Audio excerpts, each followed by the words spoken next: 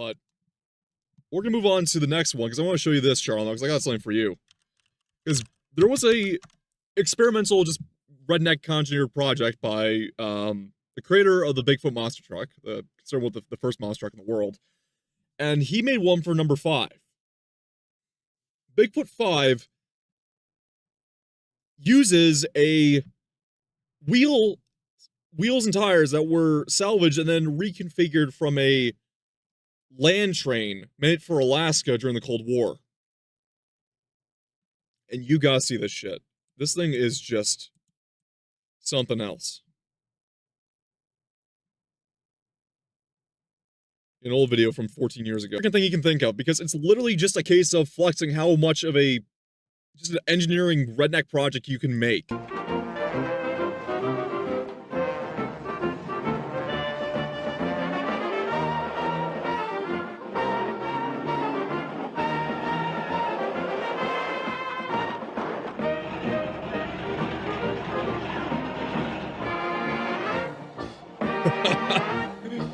We used to be a real country. You seen this shit?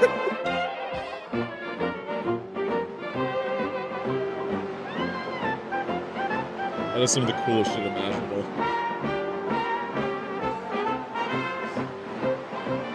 And I'll show you where these tires came from, Charles Mal, because these things are not from just any... These were not just custom made for this truck. These things were from an actual military project.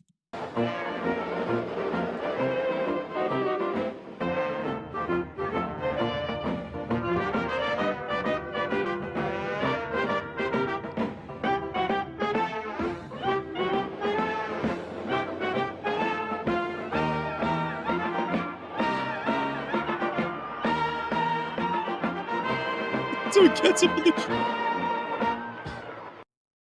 So this thing came from a interesting concept made by the U.S. military in the 50s. Not Bigfoot himself, but the Bigfoot itself, but the wheels and tires. And this was called a snow train. And the snow train was literally a barracks that was meant to be ready in case the Russians came over from the North Pole. And Calum, a Scottish YouTuber, made a video on this, which is the best way to describe it, because it is one of the most weirdest concepts by the U.S. military possible. I'm not sure if Phallic-Christian's ever going to cover this, because, to bring the normie sphere, but this here is a monster of just engineering that got abandoned.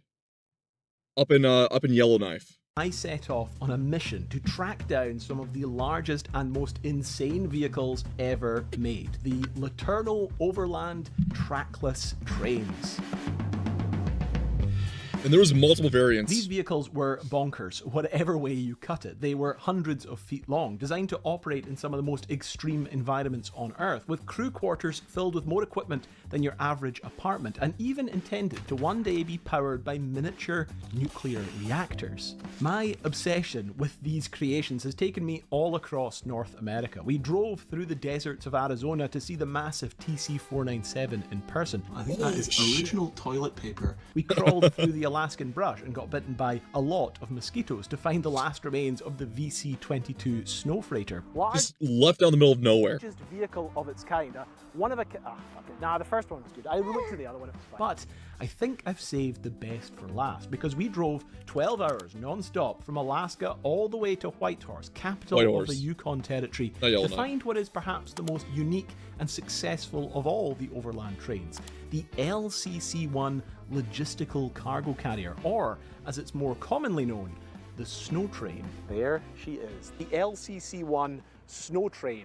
The SnowTrain was the US Army's answer to long-range transport in the far Arctic North. It travelled all across Alaska, Canada and Greenland, moved supplies to the US military's secret Arctic nuclear base, and now sits here in the Yukon Transportation Museum in Whitehorse. But how did it get there? What is the story of this bizarre machine? And how did its wheels end up on the world's largest and most famous monster truck? Monster truck, 60 minutes of non-stop monster truck. Yep, that's what we just watched. Deep in the mud. What are yours today? Oh my. Before we get started, a big thank you to our friends at Odoo for sponsoring this video and for their amazing business management platform and open source website builder. Odoo is the one-stop shop for when it comes to running, well, anything. My own shop that I run here on Rasi, my YouTube work, website building, you name it. Their extensive suite of apps covers every element of a business, from manufacturing and design to timekeeping and invoicing, and perhaps best of all, their open source website builder can help you create a beautiful website quickly and easily. I've been using Odoo's open source website builder to create a photography website for my journey tracking down the overland trains. Just being able to so easily and efficiently load in templates and designs, tweak elements, and quickly move things around seamlessly really strips away the pain of creating a website and lets you focus on being see my work for yourself. Sorry, Calum. But really, all of this is just scratching the surface of what Odoo can do for you. So try it for yourself. The first application is free for life with unlimited hosting and support. What's more, build your own website hassle-free with Odoo's open source website builder and get free website hosting for life and a free custom domain name for an entire year. Thanks again, Odoo, and let's get back to the SnowTrain. This is the DO line, a carefully planned system of radar stations for detecting approaching enemy planes. This was back when we thought we were going to deal with bombers. The initial concept was the belief, and Charlie, I'm not sure if you're still here, if there's anyone still here watching right now at the moment, or you guys are just away from your phones, but during this time period, it was believed that the Soviets would come over the pole to bomb us and invade from the pole. This was, of course, before any concept about intercontinental ballistic missiles was ever conceived. But primarily, Canada would develop its first jet fighter in the form of the Canuck, the CF-100 Canuck, which would be the first fighter plane and jet fighter made by Canada, made as an interceptor to deal with cold climates, to deal with the northern temperatures, so we could defend ourselves from the Soviets as the first line after the DO line. The DO line would be the radar and early warning signature for North America against the Soviets, in case of this proposed plan of a polar crossing would happen. While they are far beyond our borders, stretching from the northwestern limits of Alaska, across Canada and on to Baffin Bay. This distant early warning line is being constructed by the Western Electric Company, with the help of other units of the Bell system. In the mid-1950s, the US and Canadian military began construction of a vast line of radar stations named the DO line, designed to forewarn of a potential Soviet attack over the Arctic Circle, stretching across thousands of miles. Each of the over 60 manned stations required round-the-clock staffing, maintenance and supply. But in the deep depths of winter, when waterways were frozen and aircraft unable to fly, the military needed solutions for overland transport for these far-flung bases. And so they turned to Robert Gilmore Letourneau. R.G. Letourneau's company, the Letourneau Company, had deep and extensive ties to the US military, having manufactured the vast majority of earth-moving equipment used So that was throughout the Second World War. Oh, so we already had deep contracts. Okay, we're talking far more than Caterpillar ever had. And now specialising in large-scale and experimental earth-moving and transportation equipment. Oh my God! 1953, R.G. Letourneau himself was invited to the North Pole by the Army Transportation Corps to offer advice on developing the vast infrastructure needed for Arctic operations, and soon Letourneau pitched to them a possible solution that his company, funnily enough, had been developing and debuted just that year: the trackless train.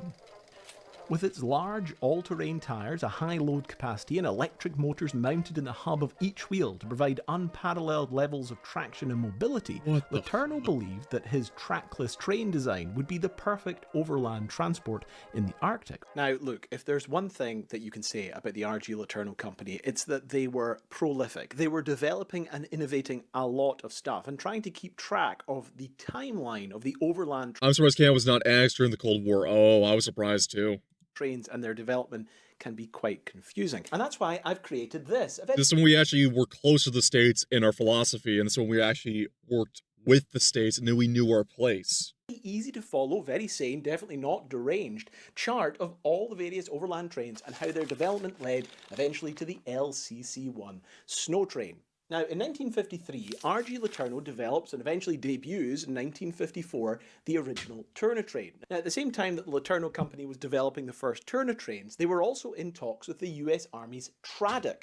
TRADC was the Transport and Research Development Command, looking into ways to better maximise infrastructure and overland transport up in Greenland and around the dew stations. Now, Also, have to go soon. Well, you take care, Charlotte. Now you can listen to all you want, but you know if you can't stay here, you take care. We will continue on. We'll be here whenever you come back. The representative who came from TRADC to talk to the Letourneau company about wheeled overland transport in the Arctic was none other than Dr. Thomas Poulter. Now, if you recognise that name, it's because he is the man who developed and invented the Snow Cruiser. Now, oh my God, I remember about the story. This thing was freaking nuts. if you don't know anything about the Snow Cruiser, I already made a video about it a long time ago. But basically, this was developed in 1939 as the ultimate overland transport in Antarctica. It featured huge, massive wheels, internal crew compartments, and an electric drive system, and it was a massive failure. Dr. Thomas Poulter's involvement in this is a very interesting connection, and it led to the development of not an overland train, but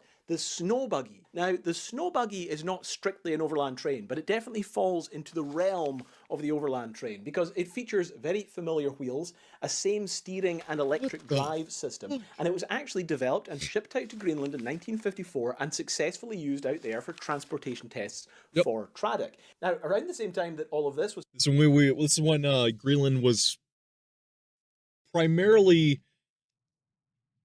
utilized by the United States at the request of Denmark to be a forward military base of operation post-World War II and in preparation for any form of Soviet operations. This is where they tried making that underground snow base with its own reactor, and that failed, and there was a bunch of other shit involved. This is where some of the fuckery they got up to down there with the SnowTrains.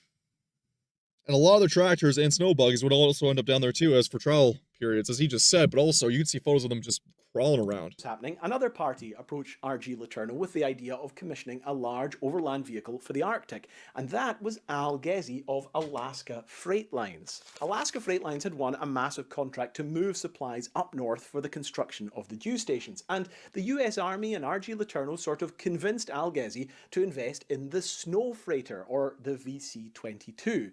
Now, the Snow Freighter was constructed at a breakneck pace, and it was shipped up to Alaska and used successfully for a couple of the supply runs to the Arctic North. But famously, it caught fire and is now still abandoned up there in the Arctic, and I went to visit it in my last video. But around the time that all of this was going on, the US Army was still interested in commissioning their own overland train from the Letourneau company, but something that combined all of these elements into one. Obviously the pulling power and the electric motors of the original Turner train concept, the crew accommodations and the Arctic weatherproofing of the VC-22 Snow Freighter, and combining the large oversized wheels which had been successfully trialled and tested on the snow buggy out in Greenland. So what do you get when you combine the Turner train with the Snow Freighter with the snow buggy? Well, you get the LCC-1 Snow Train. So here it is, the LCC. Oh my God. The size of this thing! C1 Snow Train, although it went under various different names by the Army and the government and the Letourneau company who built it, but probably, I would say, this was when they were using the experimental orange color here. This is so uniquely of its era. It's so beautiful. Most successful of all the overland trains, and probably the most unique. You can see where the train name came from, because compared to the TC-497, yeah, it looks like a train. Snow Freighter, it has a much thinner body that is kind of between the two wheels rather than sitting on top, and it does resemble at the front there certainly much more of a train car. It has just the one windscreen there. It looks like the cab of a freight train, yeah. In the past, and then you would have had a small control station. There was 3 very unique looking bucket seats in there with the very simple internal controls. Holy shit, those are so weird looking. And then at the back, a small sleeping compartment for the crew. There would have been up to 3-4 crew. It could have operated just by one driver. And then probably most unique to the Snow Train, you can see at the top there, is the bubble dome, the navigational dome that could be used for navigating by stars if you were out in the wilderness. Interestingly, if you go and watch my video on the Kharkovchanka, the Soviet Antarctic exploration vehicle, it has almost the identical bubble dome on it. Something that is used often on aircraft as well too, so that you could navigate by the stars. There was at one point a radar dome, a radar array that was built on the top of that too, but it's no longer fitted. It was probably stripped before the thing was sold for surplus. But you can see the mechanical running gear in here. Remember, of course, the big thing with Laterno vehicles, each of these wheels was powered by its own independent motor, housed here in the axle. But one of the things about Laterno motors is they were fully waterproof, dustproof, mudproof. These axle housings weren't waterproof or dustproof. The actual motor... They were way ahead of their time. I mean, Laterno would have, if they were still around or somehow survived, I'm not just talking about like heavy industry. They would have probably been on competition with Tesla nowadays for electric vehicles, personal vehicles, and also for heavier vehicles, like in regards to competing with, like with the Volvo and hydrogen-powered trucks we're starting to see nowadays. They would be in competition with these things. Themselves in there could be submerged in water or mud and would operate just fine. So very robust and relatively speaking reliable. The kind of unreliable nature of these machines came from the fact that they were bespoke, and finding spare parts for a machine like this, especially something like the tires, if one of them burst or broke, was not very easy. Now, as we move back here, you can see this is the engine compartment. Remember, in the Snow Freighter, what happened is the engine compartment caught fire, and it caught fire because of a problem with the fuel line. Now, in that Snow Freighter, you could move from the little control cab to the engine bay just through a little doorway. In this, it was completely separated. I don't know if they did that in response to what happened with the Snow Freighter, because there's a lot of crossover when these were built. But here you would have had a single Cummins diesel engine that produced, I think it was 600 horsepower. You would have your generators, and then the generators would have fed DC electric current. It was never about the power of the actual engine. That was what it could be making to the. It was only the power output it was making and generating to the wheels. To all of the different wheel motors across all the different wheels and trailers. So at the back here, it looks quite complicated, but this actually is very similar to the setup on the TC497, the final iteration that was built down in Yuma. Mainly, of course, being this, the huge crane at the back. Now, this thing served two functions. It could be used for loading or unloading cargo, incredibly useful when you consider the weights and the amount of cargo each of these trailers could carry. But also, it could be used for changing the wheels, and that would be very important if you burst a tire or you had to apply snow chains or the like when you were out in the field. You know, I have now seen probably more of these overland trains than any person on Earth, but the size of these wheels and tires never ceases. Yeah, they are mesmerizing. They are absolutely huge. Now, these wheels and tires were basically the same as those found on the TC497. Now, you can actually see on the tires here, 48 by 68 fire.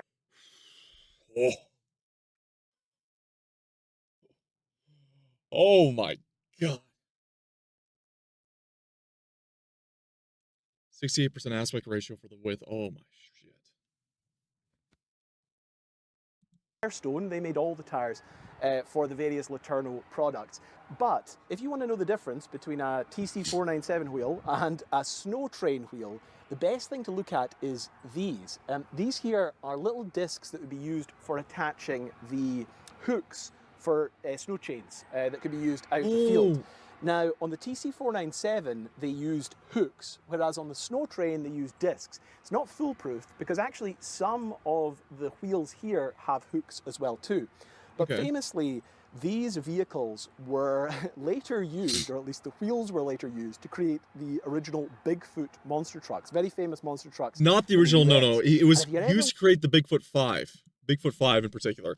The fifth iteration of Bigfoot, or, well, it's not really the fifth iteration. Bigfoot 5 would utilize these wheels in the build. I can't remember the guy's name, but the one guy who built it basically just did as a flex of, I was the first monster truck, the most famous one in the world at the time, before Gravedigger took the scene with Dennis Anderson. And he basically just went the full 9 yards of like, might as well just give a logistical flex. Looking close at those, keep an eye on these points here. If they have discs, then they probably came from the SnowTrain. That's a hook, if they had hooks, then they probably came from the TC497. Hey everybody, Calum in the edit bay here. Look, we're about 12 hours away from this video going live, so I don't have much time, but I wanted to record a bit more because I've become a bit obsessed with where Bigfoot got its wheels. Bigfoot is probably the most famous series or family of monster trucks ever made, and they basically kicked off the craze for monster trucks in the USA. Now, Bigfoot 5 debuted, I think, in 1986, and it featured these massive, oversized wheels that clearly came from a Laterno overland train. Now, as I mentioned in this video, the trick is to look at the hooks or the attachment points for SnowTrains. If you look closely at most photos and videos of Bigfoot 5, it looks like they have hooks on them, which would lead you to believe that the TC497 or the wheels from the TC497 trailers must have ended up on Bigfoot. But it gets a little bit more complicated than that.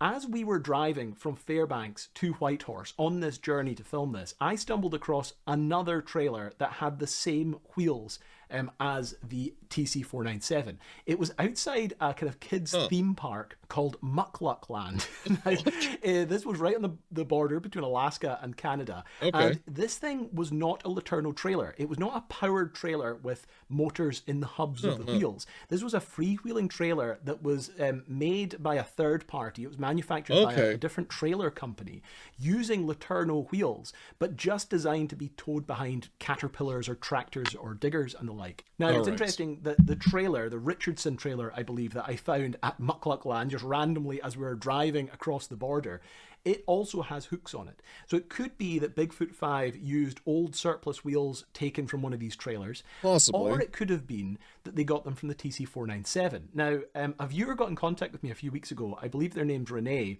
And they sent me a link to an old documentary on Bigfoot where Bob Chandler, the kind of inventor Bob of, Chandler. The truck. Unfortunate considering, wasn't that the name of, wasn't Bob Chandler also the name of Chris Chandler's dad?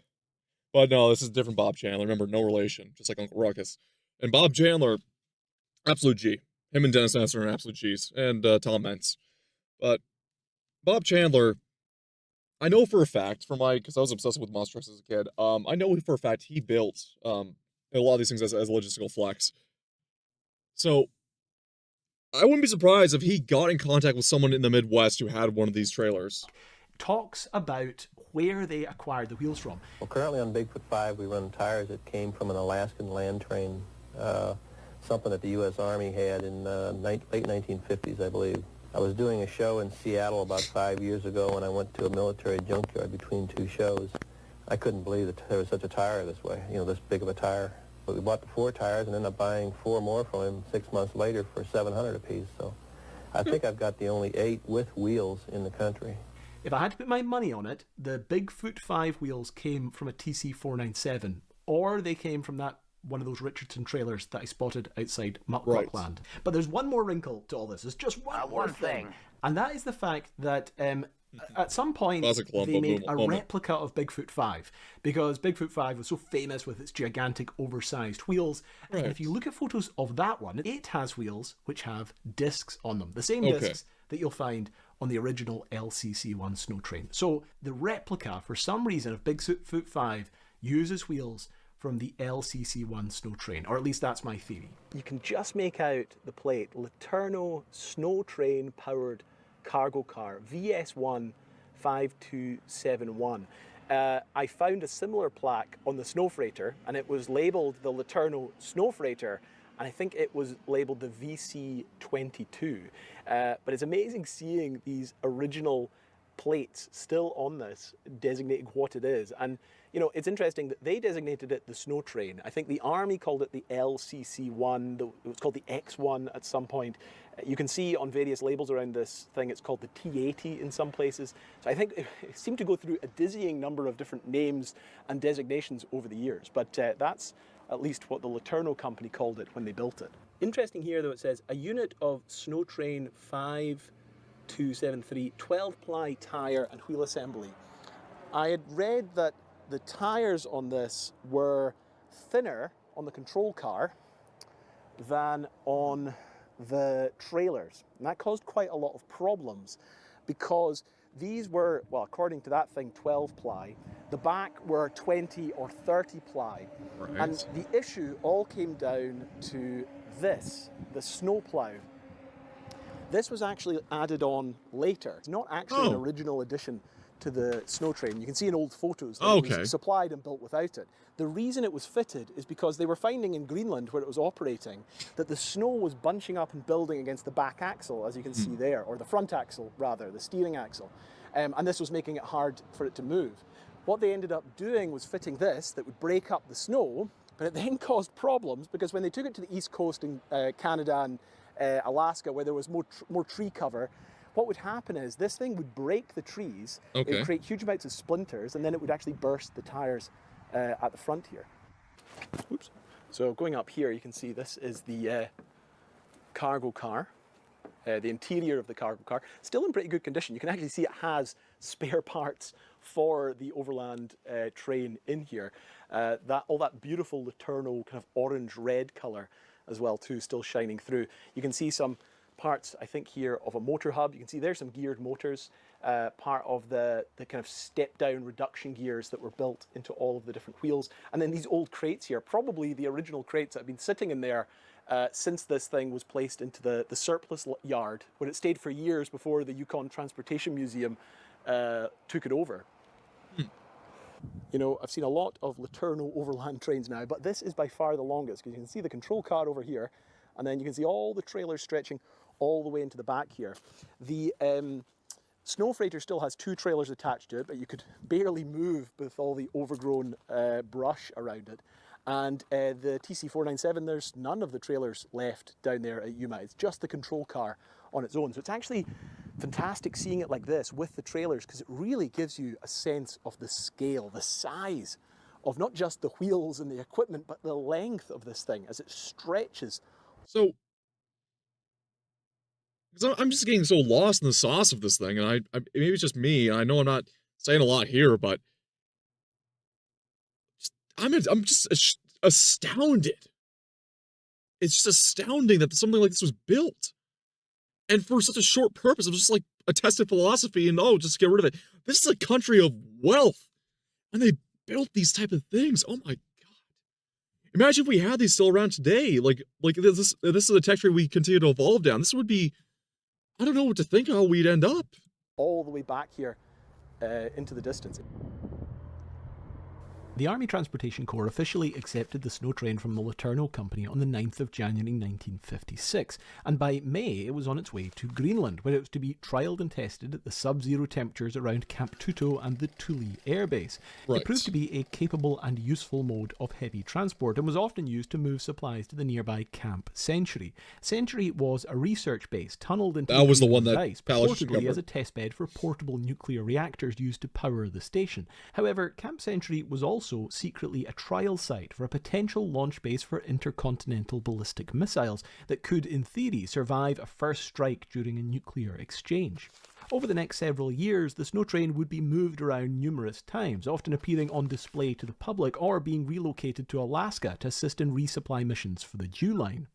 On the 9th of June 1959, the Fairbanks Daily News Miner reported how, in the midst of a terrible snowstorm, the SnowTrain had managed to save the life of a teenage boy with appendicitis. Veering off its route after receiving the distress call, it transported the very grateful boy to the nearest doctor, who was no doubt as surprised as the patient had been to suddenly see the massive overland train lumbering out of the snow to the rescue. Oh my God. In 1961, the SnowTrain would mount another rescue mission, this time to recover the burnt-out remains of the Snow Freighter, which had been stranded in the wilderness for over half a decade. After reaching the crash site and reviving the freighter with its generators, it would take almost 2 months of travelling the outback, crossing rivers and enduring constant repairs before the 2 massive overland trains were limped close to the town of Dawson along the US-Canadian border, where the Snow Freighter would remain for many more years. For the SnowTrain, after many years of service and travel all across the Arctic, the massive overland train was starting to show its age. A service overhaul in 1960 had in fact created more issues in the powertrain and electrics, and the exhaustive expedition to retrieve the Snow Freighter in 1961 had pushed the machine to its very limits. After sitting for several years at Fort Wainwright, Alaska, in 1964 the SnowTrain was finally listed for surplus. A sales sheet from the time lists the least it wasn't particulars scrapped. of the huge machine. Overland train, diesel electric, wheeled, rubber tired, Firestone tubeless, size 48 by 68, 12 pile, 16 each. Locomotive contains We need to understand, Cummins power though, plant, diesel engine. I'm not sure if anyone in chat knows this, but the 48 by 68 is the tire width and the aspect ratio of the tire rim edge. So it was a 48 inch by 68% aspect ratio. 48 inch width, so 4 foot width of contact, 68% of that on aspect ratio. Jesus Christ. Generators for lights and electric motors at each wheel. Acquisition cost $315,000. Spare parts $200,000.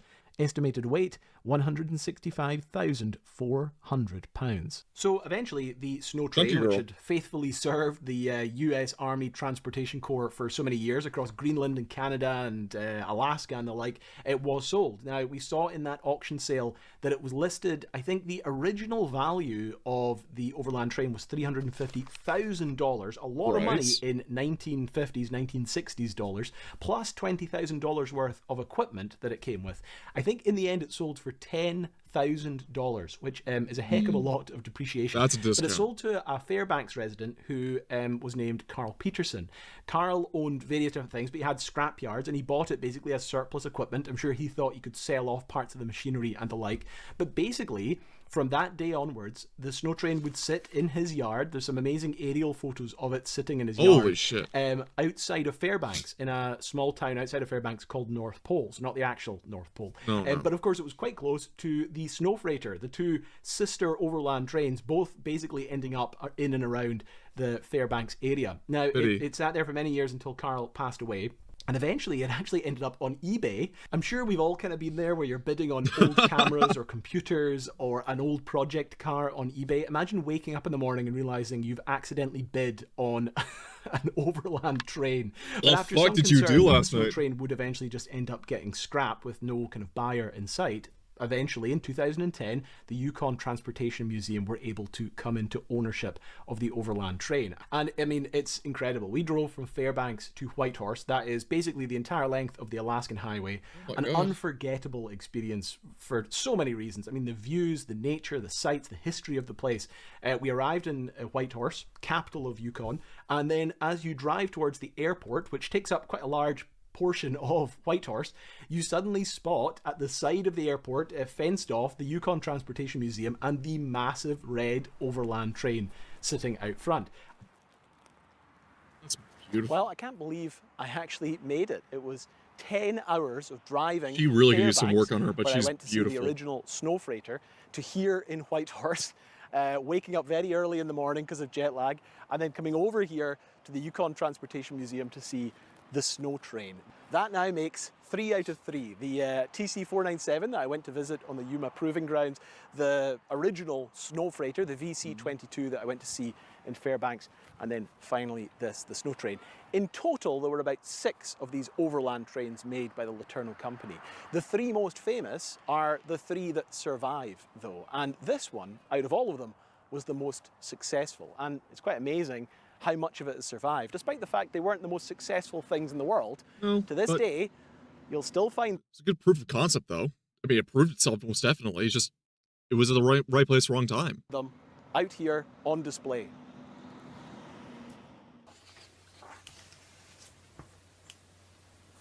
For trackless wastes, the trackless train. I believe that was the opening lines from my video that I made 3 years ago now on the story and the history of the overland trains. And who would have thought that it would have kick-started an adventure across the whole of North America to find the last remains of these trackless trains. I'm actually up in my garage right now because I'm actually filming myself build this. I'll maybe upload that video whenever it's finished. But the story of the overland trains has always fascinated me so much, and that should be obvious. This is now my 4th video, probably my last video, last chapter in the story of the overland trains. But I will say, as always, if you are interested in this topic, I would highly recommend R.G. Letourneau's Overland Trains by my friend Mark Moore. Okay. It goes into so much more detail than I could ever achieve in these topics. Aside from me, and she simply could not care less, and I respect that so much. I mean, if I ever managed to somehow snag a wife, she'd probably end up doing a lot of shit that she does not care about, considering how many weird fascinations I have. Even if you ain't a bitch, you still a nigga.